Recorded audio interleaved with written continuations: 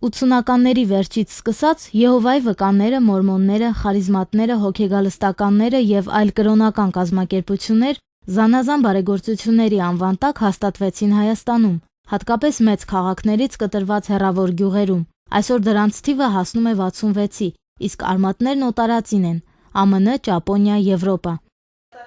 Այս հոգևոր պատերազմում եկեղեցուց բացի նախանձախնդիր են նաև աշխարհիկ կառույցները։ Հայաստանի ոչ պետական բուհերի ուսանողական կենտրոնի նախաձեռնությամբ բուհերի հոգևոր պատասխանատու Գեղամ Սարգսակը ուսանողների համար կազմակերպեց կլոր սեղան։ Ամեն մեկս, որ ծանոթանալով, վերապրելով, գիտակցելով փոխանցի իր մյուս ուսանողին, այդպես մենք ավելի ինֆորմացված կլինենք եւ պայքարի նաեւ այդ միջոցը կունենանք, բայց ավելի կարեւորում է եկեղեցին, որ ամեն մեկը ճանաչի իր եկեղեցու դիրքորոշումը։ Հանդիպման ընթացքում ցուցադրվեց Ռուսաստանում տարածված տարբեր աղանդների գործունեության մասին ֆիլմ, որը պատմում էր զոմբիացած հազարավոր մարդկանց մասին։ Աղանդները մերժում են ընդհանրական եկեղեցու դավանաբանությունը եւ քրիստոնեության պատմությունը։ Քարոզչական եռանդուն գործունեություն են ծավալում, մոլորեցնելով հատկապես այն մարդկանց, ովքեր հայտնվել են ֆինանսական, առողջական կամ հոգեբանական անելանելի վիճակում։ Տեր Ղևոնդ Քահանա Մայիլյանի խոսքով աղանդներն ունեն հստակ ռազմավարություն, թիրախում ունենալով 3 կառույց՝ ընտանիք, դպրոց, եկեղեցի։ Երևանում գոյություն ունի հասարակական կազմակերպություն, զբաղվում է միայն դրանով, այսինքն այդ մունի եկեղեցին է, որ ընտանիքների հետ է կապված եւ աշխատում է հիմնականում երիտասարդների հետ մինչեւ 25 տարեկան, նրանց է ներքաշում։ Մունը մի ահավոր աղանդավորական շարժում է, որտեղ մարդը պետք է ճանաչի իր ընտանիքի հայր եւ մայր, ոչ թե իր հորն ու մորը, իզարմանացին, այլ այդ Սանմեն մունին, այդ մի կորեացի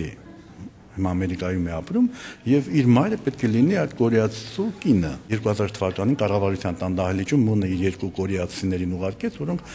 հոգեբանության նվիրված ինչ-որ պատգամ էին բերել, մունի պատգամը հայ ժողովրդին։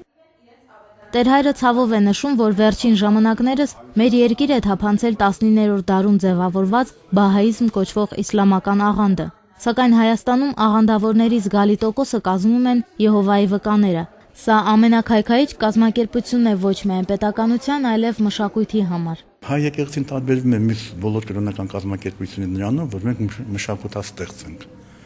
Մնացած բոլոր կրոնական կազմակերպությունները մշակութակորցան։ Տարիներ առաջ մի դեպք եղավ դպրոցում ուսուցիչը Եհովայի վկայր, չգիտես ինչի խեղճ Մեսրոպ Մաշտոցի նկարն էին պղծել։ Այսինքն իրենք դիտում են դրանց թշնամի մեր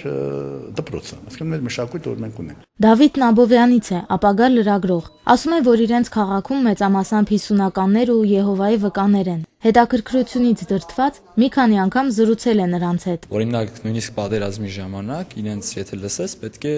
պատերազմի չգնաս եւ քո հողը չպաշտպանես, քո ընտանիքը չպաշտպանես։ Այսինքն իրենց ասածով պետք է դու նստես եւ աղոթես Եհովային, որպեսզի նա քեզ փրկի։ Մեր եկեղեցին ժողովրդին աչալուրջ պահելու համար բազմաթիվ ծրագրեր է իրականացնում, սակայն առաջին քայլը պետք է անենք մենք, անդավաճան մնալով հայ առաքելական եկեղեցու ավանդույթներին, ասում է Տեր Ղևոնդը։